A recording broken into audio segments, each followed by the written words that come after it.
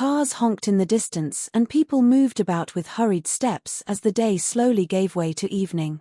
Lagos always had a way of feeling alive no matter the hour, but on this street, life seemed a little different.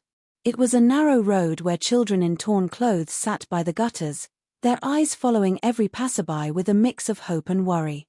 These were the orphans everyone talked about yet few cared for. They shared what little they had, a piece of bread today, a cup of water tomorrow, and the bond between them was stronger than blood. At the far end of the street stood a mansion so grand it could swallow the entire neighborhood. Marble walls glistened under the fading light, and the gates stood tall and proud. It belonged to Madame Adesewa, the woman whose name opened every door in the city. People whispered about her beauty, her wealth, and the way she could turn heads just by stepping out of her car. Yet behind her perfect smile was a heart colder than most imagined. That evening, her convoy rolled down the street, expensive cars kicking up dust as they passed. The children stood, some barefoot, some clutching their worn-out bowls, hoping she would stop, even just to greet them. She saw them. They saw her. But instead of kindness, she wrinkled her nose as if their very presence offended her. She stepped out of her car wearing a flowing gown that shimmered like gold. Her heels clicked against the pavement as her guards kept everyone away. "Why are these filthy children here again?" she said, loud enough for them to hear. One of the older boys, Chike, about 12 years old, stepped forward. His voice trembled, but he tried to stay brave. "Ma, we're hungry. We just need some food." Her lips curved into a smile that didn't reach her eyes. She looked around, then slowly reached down and scooped mud from the edge of the gutter. Everyone stared, confused. Without a word, she flung the mud toward Chike, hitting his chest. Gasps filled the air. "This is what you deserve," she said, her voice sharp. "You think the world owes you something. Go work for your food. Begging won't make you rich." Some of the younger children started crying. Chike's hands shook as he wiped the mud from his clothes, his face burning with shame. Madame Adesewa turned and walked back to her car like nothing had happened. Her guards followed, their faces blank, as if it was normal to treat people this way. The engines roared to life and the convoy sped off, leaving the children covered in dust and silence. Chike stood still, his chest rising and falling. He clenched his fists, but not from anger alone. Something deeper burned inside him. This was more than humiliation. It was a promise that life was about to change. He looked at the younger ones around him, their faces streaked with tears and dirt. Slowly, he bent down, picked up the same mud she had thrown, and stared at it for a long time. "We will not stay like this," he whispered, his voice steady now. "One day, she will see us again. And she will regret this." The night settled over the street, but the fire in Chike's eyes was brighter than ever. The street grew quieter as night fell, but the memory of what had happened stayed heavy in the air. The children huddled together near their usual spot, a broken wooden bench close to the wall of an abandoned shop. There were about 12 of them in total, the youngest barely able to talk, the oldest being Chike. Hunger gnawed at their stomachs, but tonight it was not just hunger that hurt them. It was the sting of humiliation. Adiz, a girl with braided hair that had started to unravel, broke the silence. "Why does she hate us so much?" Her voice cracked. She hugged her little brother who sat on her lap, his small hands playing with the edge of her torn dress. Chike did not answer right away. He sat with his knees pulled close to his chest, staring at the ground. "She thinks we are nothing," he finally said. "But she is wrong. One day we will show her we are more than this."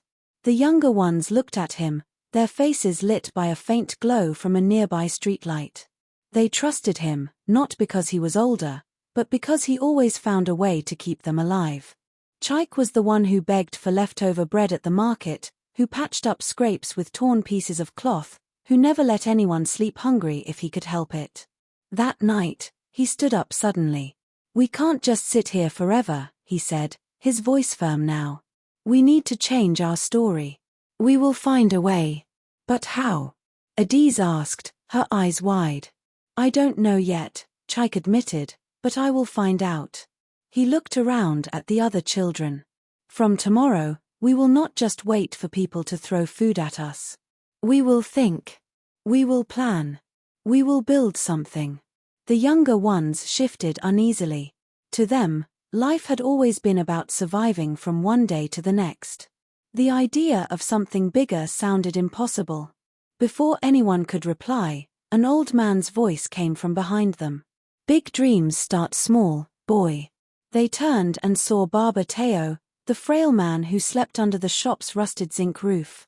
Nobody knew exactly where he came from.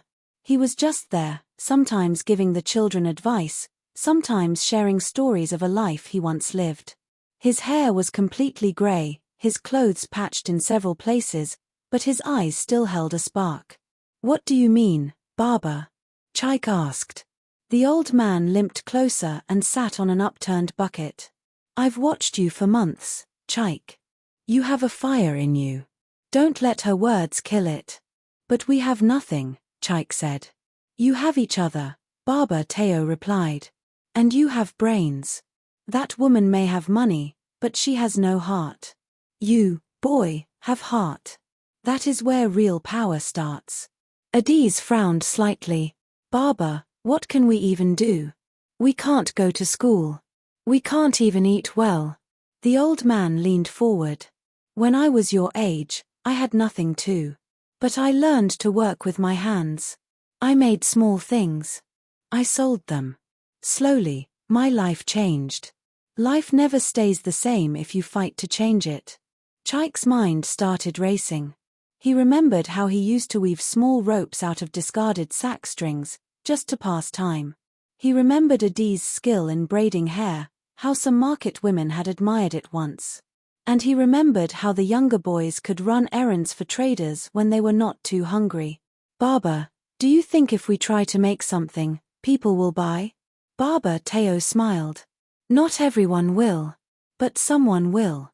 And that's all you need to begin." Chaik nodded slowly.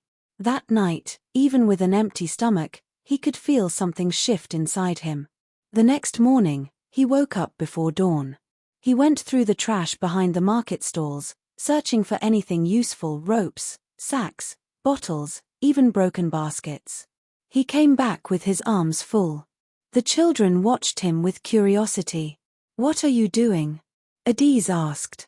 "We are starting something," Chaik said with a grin.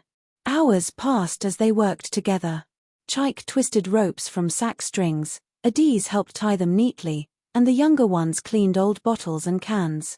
They laughed for the first time in days, their hands moving quickly as they turned trash into things that looked useful.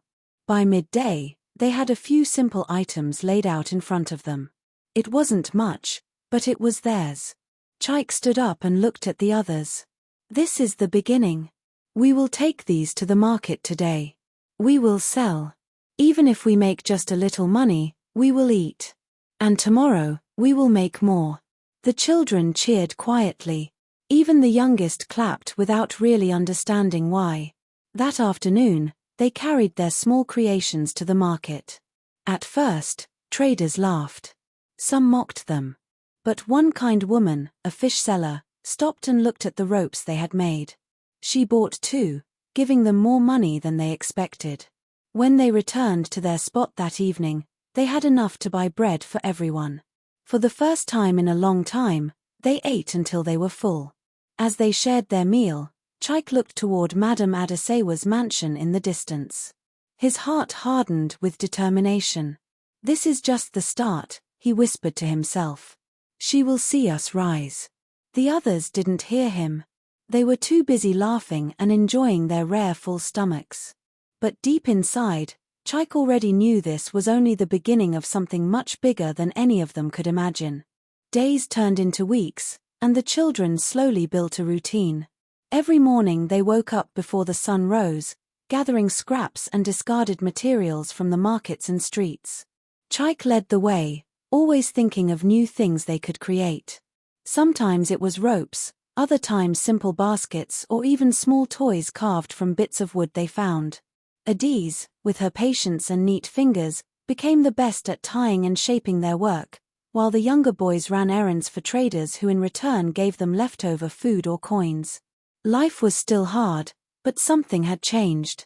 They no longer sat all day waiting for someone to throw them pity. They had purpose.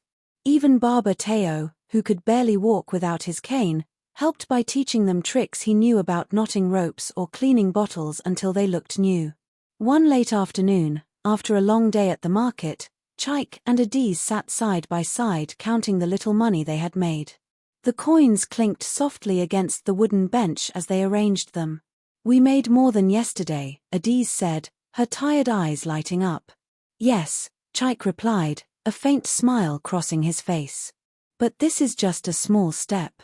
One day, we will have enough to buy proper tools. We will make better things. We won't always have to beg traders for scraps." Adiz looked at him closely. "You talk like you already see it happening." "I do," he said simply. "Because if we keep working, nobody can stop us." Before Adiz could reply, a loud honk echoed from the road. They turned and froze. It was her again. Madame Adesewa's convoy rolled past slowly, the sunlight glinting off the polished cars. This time, she didn't stop, but her eyes met Chaik's through the open window of her car. There was no kindness there, just the same coldness he had seen before. Chaik didn't flinch. He stared back at her, and for a moment it felt like a silent promise was exchanged. Her lips curved slightly, as if amused that he still dared to look her in the eye. Then her car sped off, leaving only the sound of tires against the dusty road. That night, Chaik could not sleep. He lay awake, staring at the stars above. He thought about the life Madame Adesewa lived, all the things she had that they did not. But more than that, he thought about how quickly she had dismissed them, how she believed they would always be nothing. No, he told himself firmly. This story will not end like that. The next day, he made a decision. "We will save some of the money," he told the others as they prepared to head to the market. "But we barely have enough for food," Adiz protested. "I know," Chaik said. "But if we spend everything we make, nothing will change. We will buy tools, maybe better materials. If we want more, we must sacrifice now." The younger ones groaned, but they trusted him. Slowly, they began putting a few coins aside every day. It wasn't easy. Some nights they slept with half-empty stomachs, but they didn't stop. Weeks later, they finally had enough to buy proper rope fibers from a trader who sold supplies to fishermen. With those fibers, their ropes became stronger and better. The traders who once laughed at them started to take them seriously. More people bought their items, and slowly, word began to spread about the hard-working orphans who made good ropes at fair prices. One afternoon, as they sold their goods, a man in a clean white shirt approached them. He had a kind smile and carried a leather bag. "Who made these ropes?" he asked. "I did." "We did," Chaik said proudly. The man examined the ropes carefully. "Good work. I own a small boat repair shop near the lagoon. I could use ropes like these every week. Can you supply me regularly?" Chaik's heart leapt. "Yes, sir. We can." "Good," the man said. "Bring me 10 ropes by next week. I will pay you fairly." The children were ecstatic. This was their first real deal. They worked day and night to make the ropes, and when they delivered them, the man kept his word. He even gave them a little extra, saying he admired their effort.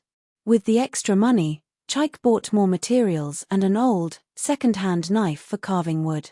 Soon, they started making small stools from discarded planks, painting them with colors from leftover paint tins they scavenged. Children in the market loved the tiny stools, and they sold faster than they expected. One evening, while they counted their earnings, Adiz smiled. "Look at us, Chaik. We are really doing it." Chaik nodded, but his thoughts drifted to Madame Adesewa again. Somewhere in her mansion, she was likely sipping wine, never thinking twice about the children she humiliated. But Chaik knew the day would come when she would be forced to see them differently. And that day would be closer than anyone thought. because someone in Madame Adasewa's circle had just heard about these orphans who were slowly making a name for themselves. And soon, her world and theirs would collide in a way none of them could have predicted. That night, as they sat sharing roasted corn they bought with their own money, Chaik stared at the mansion in the distance. He didn't know exactly how, but he felt it deep inside him, things were about to change forever. The days kept moving, and with each sunrise, the children grew stronger in spirit. The market women now called them by name, and some even reserved scraps of materials for them. Chaik had become the leader everyone looked to without question.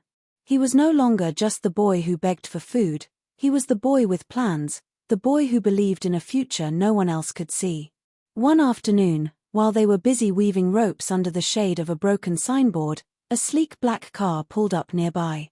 It wasn't Madame Adasewa's convoy, but the car was just as intimidating. The door opened, and a man in a tailored suit stepped out. He had the kind of presence that made people pay attention. "Are you the ones they call the rope children?" the man asked, adjusting his sunglasses. Chaik stood up, cautious but not afraid. "Yes, sir. We make ropes, stools, and other things. Do you want to buy?" The man smiled faintly. "I don't buy ropes. But my boss is looking for hard-working children for an event he's hosting. He said I should find the orphans who've been working for themselves instead of begging." The younger kids exchanged nervous glances. Adiz stepped forward.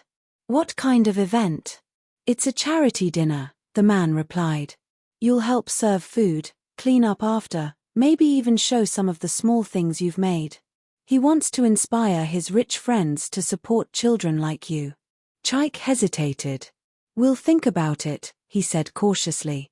The man gave him a card. "If you decide to come, be at this address in 3 days. Wear your best clothes." He glanced at their torn outfits but didn't laugh. "I hope you come." As the car drove away, the children buzzed with excitement and fear. "Chaik, we have to go," one of the younger boys said. "We can't just trust him," Chaik replied, still holding the card. "What if it's a trick?" "Why would it be?" Adiz asked. "This could be our chance. If rich people see us, maybe someone will help us." That night, Chaik sat awake again, staring at the card. He thought about Baba Teo's words, "Big dreams start small." Maybe this was the next step. The next morning, he announced, "We're going." Cheers erupted. But as they celebrated, nobody noticed a pair of watchful eyes from a nearby shop. The woman who saw them left quickly and made a phone call. 2 days later, deep inside her mansion, Madame Adasewa was sipping tea when her friend leaned closer and whispered, "Have you heard about those orphans on your street? They've become quite popular in the market. And now, they've been invited to a big charity event. People say they're hardworking, not like the other street children." Madame Adasewa set her cup down slowly. "What orphans?" "The ones you called filthy that day," her friend said.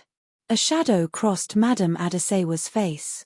"So they're getting attention now?" "Yes. My dear, they might even get sponsors. Lagos people love stories like that." Madame Adasewa leaned back in her chair, her fingers tapping lightly against the armrest. "Interesting. Let's see how far they think they can go." The night of the charity event arrived. The children wore the best clothes they could manage, patched and washed carefully until they looked decent. Baba Teo blessed them before they left. "Go with pride," he said. "Hold your heads high. Let them see your worth." When they arrived, the mansion where the event was held took their breath away. Chandeliers sparkled from the windows, and expensive cars lined the driveway. The man who had invited them welcomed them warmly, giving them tasks to do. At first, they were nervous, but as the night went on, guests started asking about them. Chaik explained how they made ropes and stools, and some people were impressed. A few wealthy women bought their ropes right there, giving them more money than they had ever seen at once. But the moment that changed everything came later in the evening.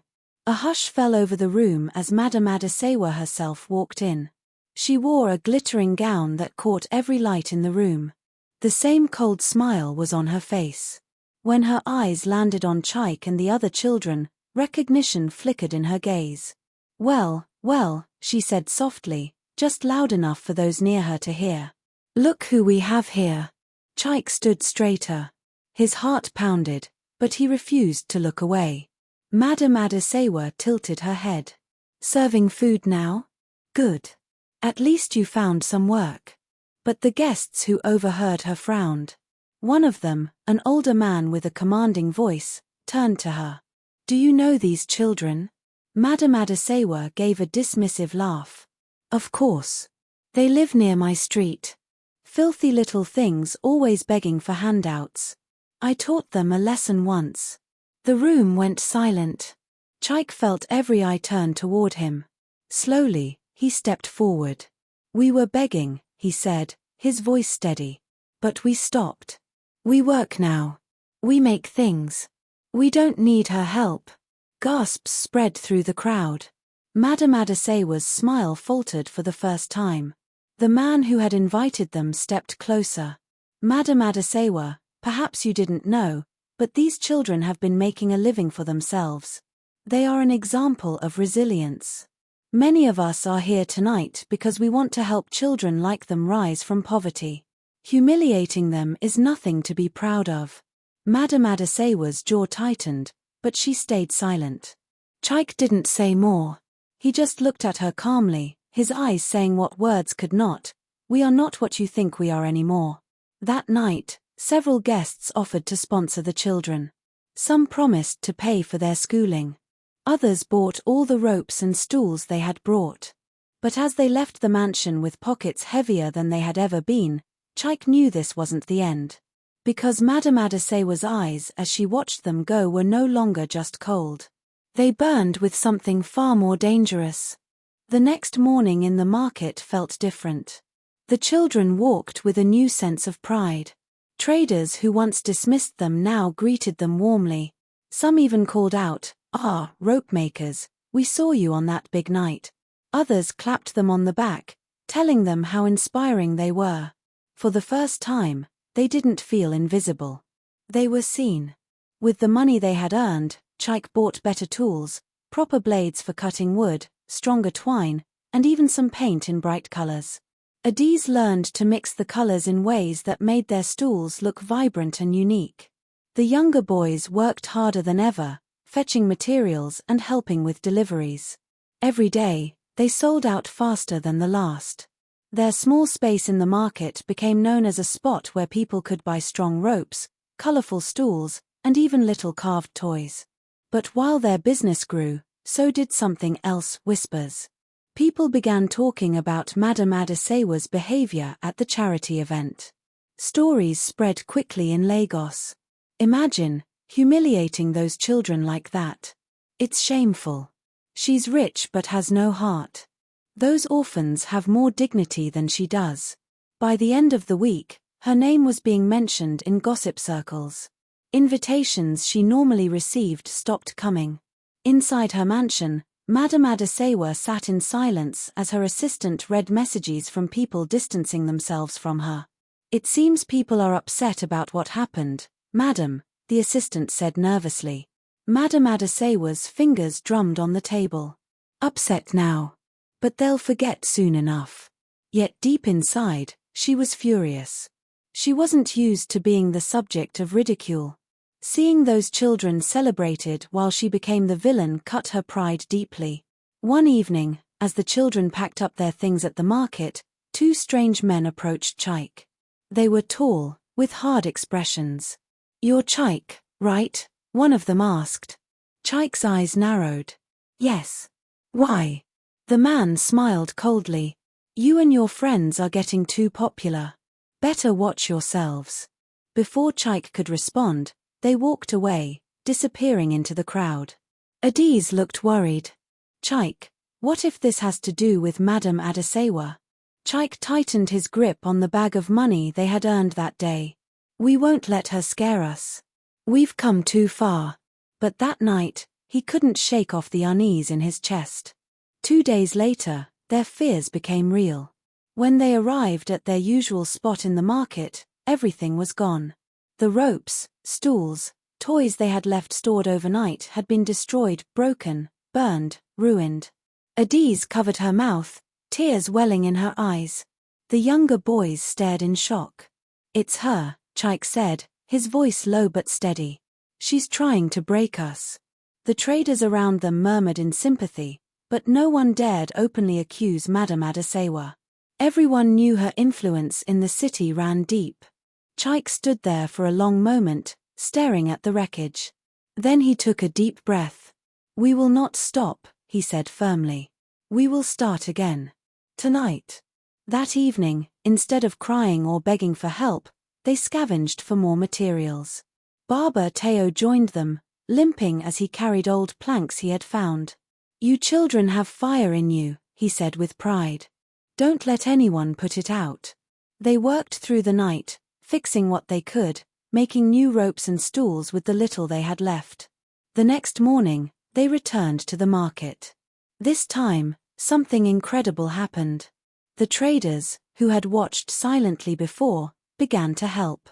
One woman gave them nails and a hammer.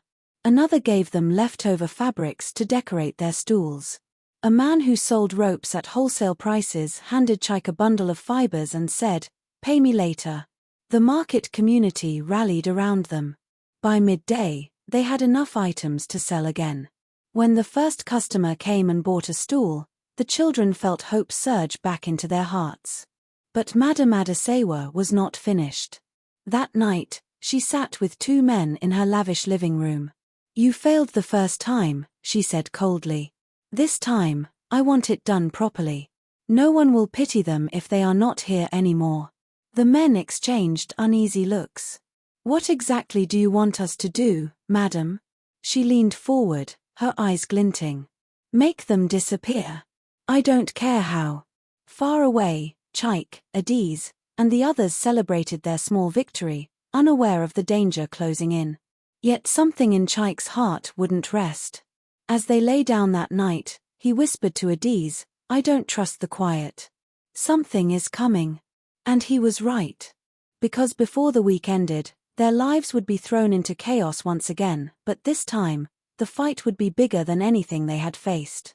What they didn't know was that someone powerful had been watching them silently all along. Someone who could change everything. The next morning began like any other, with the smell of smoke and fried akara drifting through the market. The children were already at their spot, arranging the new ropes and stools they had made overnight. Adiz carefully placed each item where it would catch the eye of passers-by, while Chaik fixed a loose leg on one of the stools. Business started well. A mother bought 2 ropes for her laundry line, and a trader purchased a stool for his shop. The children were slowly regaining their confidence. But as the sun climbed higher, Chaik noticed 2 men lurking nearby. They weren't buying anything. They just stood at a distance, watching. Adiz followed his gaze. "It's them," she whispered. The same men who had warned Chaik days before. Chaik's jaw tightened. "Ignore them. We work. We don't stop." Hours passed, and eventually, the men left. The children breathed a little easier, but the tension lingered. That night, after packing up, Chaik decided they wouldn't sleep in their usual place. "We move to Barber Teo's shed tonight," he told the others. "Something doesn't feel right." They followed without question, carrying their things quietly through the dark streets of Lagos. Much later, when everyone else had fallen asleep, Chaik heard footsteps outside the shed. He held his breath. 2 shadows moved near the door.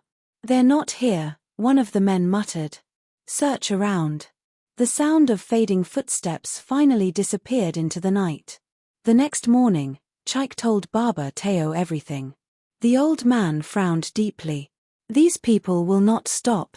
You need protection." "But who will protect us?" Adiz asked softly. Before Barber Teo could reply, a black SUV pulled up in front of the shed. The door opened, and out stepped the same man who had invited them to the charity event. "Chaik," he said warmly. "I've been looking for you. My boss wants to see you." Chaik hesitated. "Why?"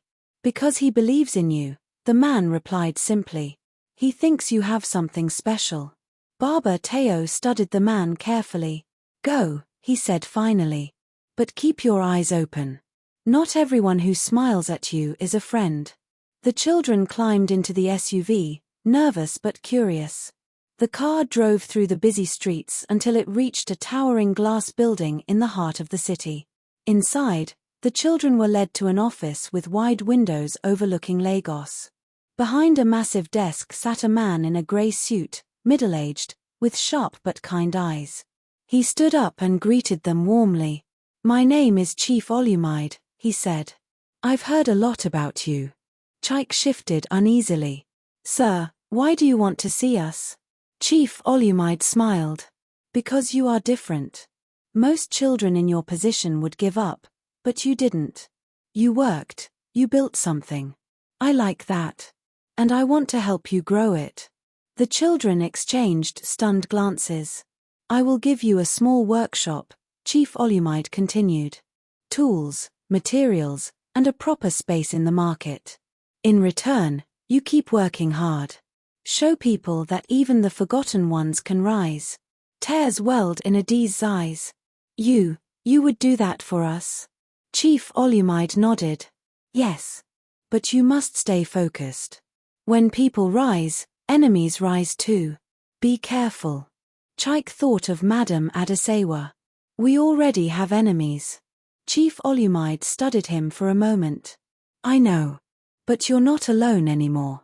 Over the next week, everything changed. With Chief Olumide's help, they moved into a proper workshop.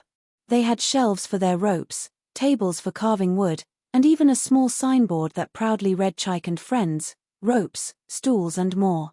Customers came in droves, impressed by their craftsmanship and inspired by their story. The money they made grew faster than they imagined. For the first time, the children could afford real meals every day.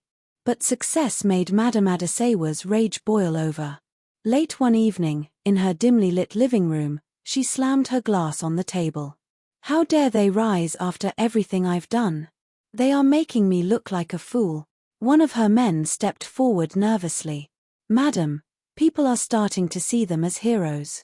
If we act too openly, it may turn worse for you. I don't care, she snapped. Destroy everything. Burn that workshop to the ground if you must. I want them broken. Do you hear me? The men nodded reluctantly, knowing how dangerous her orders were. 2 nights later, the children were asleep in their new shelter near the workshop when they smelled smoke. Chike bolted upright. Flames danced in the distance. Our workshop. Adiz screamed. They ran toward it, but the fire was already too big. Everything they had built gone in minutes. The crowd that gathered whispered angrily. People began pointing fingers. Everyone knew who was behind it, but no one dared say her name out loud. Chike stood there, fists clenched, watching the fire consume their dream. This is not the end, he said through gritted teeth. She wants us to give up. We won't. And that night, while the embers still glowed, he made a decision that would change everything. They would no longer just rebuild. They would fight back. But the fight they were about to begin would shake the entire city. The night after the fire, the children sat in silence near the ashes of what used to be their workshop. The smell of burnt wood lingered in the air, and the pieces of their hard work lay scattered like broken memories. Adiz's face was streaked with tears, but her jaw was tight with anger. She won't stop, Chike. As long as she breathes, she'll keep doing this to us. Chike stared at the ground for a long moment. His voice was low but steady when he finally spoke. Then we won't just rebuild. We'll make sure the whole city knows exactly who she is. We fight differently this time. Chief Olumide arrived at dawn. He took in the sight of the destroyed workshop and shook his head in disbelief. This woman, she's crossed every line. Can you help us? Chike asked, eyes burning with determination. Chief Olumide's gaze softened. I'll do more than help. I'll give you a voice. That day, he called a press conference. Cameras flashed as Chike, Adiz, and the other children stood beside him. Reporters leaned in as he introduced them, telling their story, how they had started from nothing, built a business, and then had their workshop burned by people who didn't want to see them succeed. But Chaik wasn't silent this time. When the reporters asked him to speak, he stepped forward. "We're just children who wanted a better life. We worked hard. We didn't steal, we didn't beg anymore. But someone rich decided that wasn't enough. She called us filthy. She destroyed our things. Twice. But we won't stop. Because our lives matter too." The room went quiet as his words cut through the air. By the next day, their story spread across Lagos. People shared it online, in markets, on radio shows. They called the children heroes. They demanded justice. Madam Adesewa sat in her mansion watching the news coverage, her face pale with fury. Her phone rang non-stop, calls from business partners, social circles, even family members telling her she had become a disgrace. She threw the phone across the room. "They think they can ruin me. I'll ruin them first." But Lagos wasn't on her side anymore. Crowds began showing up at the burnt workshop, leaving small donations, money, tools, even food. Traders from the market worked together to help the children rebuild, this time stronger than ever. Barber Teo, though frail, worked beside them. "Your fight is no longer yours alone," he told Chaik. "You have woken something in this city." Within a week, the new workshop stood taller, brighter, and more alive than before. People visited just to meet the children, to buy their ropes and stools, to shake their hands. But success didn't erase the danger. Late one night, Chaik overheard two of Madam Adesewa's men in a dark corner of the street. "She says we take the boy," one of them whispered. "No more fires. No more warnings. If he disappears, the others will scatter." Chaik's heart pounded, but he didn't make a sound. He crept back to the shed and shook Adiz awake. "They're coming for me," he said. Adiz's eyes widened. "We have to tell Chief Olumide. Now." The next morning, they met Chief Olumide in his office. After hearing everything, he placed a firm hand on Chaik's shoulder. "Enough is enough. It's time to end this." He made calls, powerful calls. By evening, news broke that Madam Adesewa was under investigation for multiple crimes, including arson and intimidation. But she wasn't about to go down quietly. That night, while the city buzzed with talk of her downfall, she sat in a dark room with a single suitcase by her feet. "They think they've won," she whispered, her lips curling into a bitter smile. "But I still have one move left." Far away, the children celebrated the small victory. For the first time in weeks, they laughed freely, sharing plates of jollof rice gifted by kind strangers. But Chaik couldn't shake the feeling in his chest that the storm wasn't over. He was right. Because Madam Adesewa's next move would not just threaten their business. It would put their lives in danger in a way they had never faced before. And when it came, they would need more than courage to survive. 2 nights later, Lagos seemed quieter than usual, but it was the kind of quiet that felt wrong. Chaik couldn't sleep. Something in his chest told him danger was close. He sat up on the thin mat in their shed, staring at the flickering light of a small lantern. Adiz stirred beside him, rubbing her eyes. "You're awake," she whispered. "I don't trust tonight," Chaik replied. "It feels heavy." Moments later, a distant rumble broke the silence, the sound of cars approaching fast. Headlights flooded the street. Adiz's heart pounded. "Chaik, they've found us." Before anyone could react, 3 black SUVs screeched to a stop in front of their shed. Men in dark clothing jumped out, their faces hard, their movements sharp. "Get the boy," one of them barked. Panic erupted. The younger children screamed as the men charged in. Chaik grabbed a wooden plank lying nearby and swung it with all his strength, hitting one of the men in the arm. "Run," he shouted. Adiz grabbed the younger ones and bolted out the back door, dragging them through the narrow alley behind the shed. But Chaik stayed behind, swinging the plank wildly, buying time. One of the men lunged at him, pinning him to the ground. "Let me go," Chaik yelled, kicking as hard as he could. Suddenly, Barber Teo appeared out of the shadows, wielding a rusty metal pipe. With surprising strength for his age, he struck one of the attackers across the back. "Leave him!" Barber Teo roared. The men stumbled but quickly regained control. Two of them overpowered the old man, shoving him to the ground. Adiz, realizing Chaik hadn't followed, turned back just in time to see him being shoved into one of the SUVs. "Chaik!" she screamed. The vehicles roared to life and sped away, leaving a cloud of dust behind. Adiz fell to her knees, tears streaming down her face. "No, no, no!" Barber Teo, wincing from pain, struggled to his feet. "We go to Chief Olumide. Now. He must know." Within an hour, they were standing in Chief Olumide's office. The man's face hardened as he listened. "She's desperate," he said grimly. "And desperate people are dangerous." Adiz's voice trembled. "She'll hurt him. We have to do something." Chief Olumide picked up his phone and made a call. "Activate the team. Tonight. We bring the boy back." Meanwhile, Chaik was being driven to an unknown location. His hands were tied, and his heart pounded in his chest. He stared at the faces of the men around him. "Why are you doing this?" he demanded. One of the men glanced at him coldly. "Orders. Nothing personal, boy." The car finally stopped at a large, isolated warehouse at the edge of the city. The men dragged him inside, tying him to a chair. Moments later, Madame Adasewa walked in, her heels clicking against the concrete floor. She stood before him, arms crossed, eyes burning with fury. "You should have stayed small," she said softly. "But you decided to embarrass me. To ruin me. Now you'll see what happens when you cross me." Chaik met her gaze, unflinching. "You can destroy everything I own, but you can't destroy me." Her lips curled into a bitter smile. "We'll see about that." Back in the city, Chief Olumide and his team were tracking the SUVs through street cameras and informants.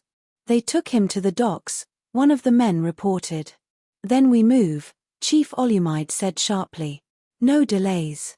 As the team prepared, Adiz grabbed Chief Olumide's arm. "Please, bring him back. Don't let her win." He nodded. "I promise you." "She won't." At the warehouse, Madame Adasewa leaned closer to Chaik. "You'll be gone by morning. And everyone will forget you ever existed." But headlights suddenly flashed through the broken windows. Doors slammed outside. Men's voices shouted commands. Madame Adasewa's face twisted in panic. "No, no." Before she could react, Chief Olumide and his team burst through the entrance. "Let the boy go," one of them yelled, guns drawn. Chaos erupted. Madame Adasewa's men tried to fight back, but they were outmatched. Within minutes, the team overpowered them. Chief Olumide rushed to Chaik, cutting the ropes around his wrists. "You're safe now, my boy." Chaik stood, trembling but unbroken. He looked at Madame Adasewa, who was being handcuffed by the authorities. "You tried to break me," he said quietly. "But you only made me stronger." Her eyes burned with hatred, but she said nothing as they dragged her away. When Chaik returned to the workshop later that night, Adiz and the others ran to him, crying with relief. They hugged tightly, none of them wanting to let go. "This is not just our fight anymore," Chaik said, his voice steady. "It's for every child who's ever been treated like nothing." The others nodded, their faces glowing with pride and determination. But deep inside, Chaik knew this wasn't the end. Madame Adasewa might be gone for now, but power like hers didn't vanish overnight. And as Lagos celebrated the fall of a cruel woman, new challenges were already waiting, challenges bigger than they could imagine. The morning after Madame Adasewa's arrest, Lagos was buzzing. Newspaper headlines screamed about her downfall, and videos of Chaik speaking at the press conference were everywhere. People called him a symbol of hope, proof that even the smallest voices could shake the powerful. At the workshop, crowds gathered to celebrate. Traders brought gifts, bags of rice, tools, and even wood for new stools. Musicians played drums nearby, turning the street into a festival. But while everyone was smiling, Chaik stayed quiet. He couldn't shake the feeling that this wasn't truly over.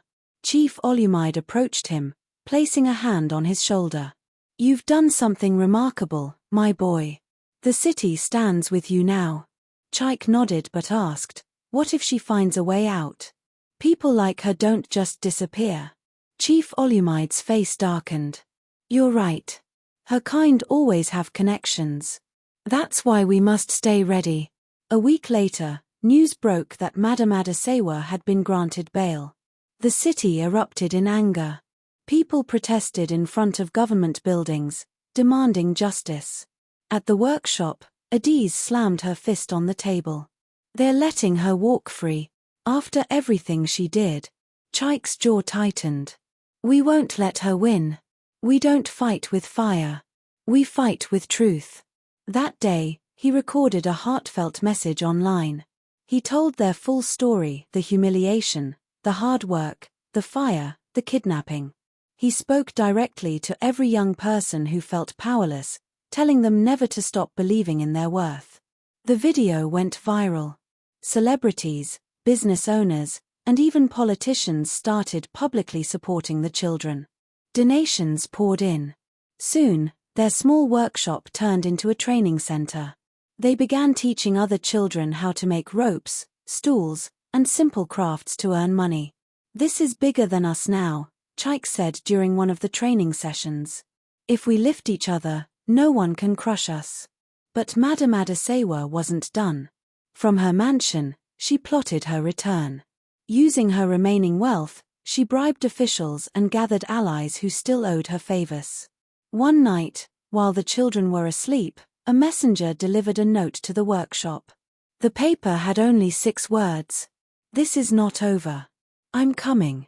Adiz's hands trembled as she read it. "She'll never stop, will she?"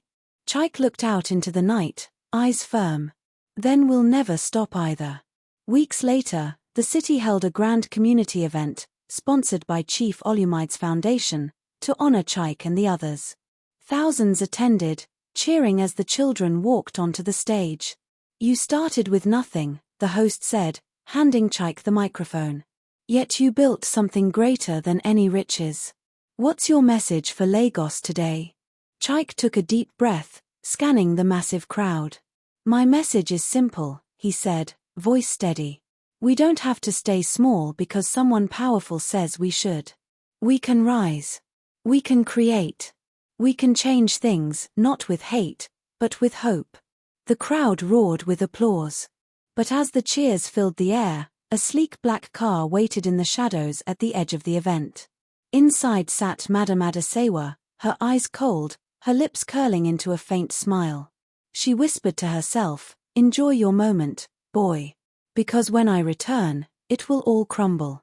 The camera of the imaginary video script would slowly pan away from her face, lingering on the unsettling smile, before cutting back to Chaik standing tall under the bright lights, unaware of the storm quietly building again.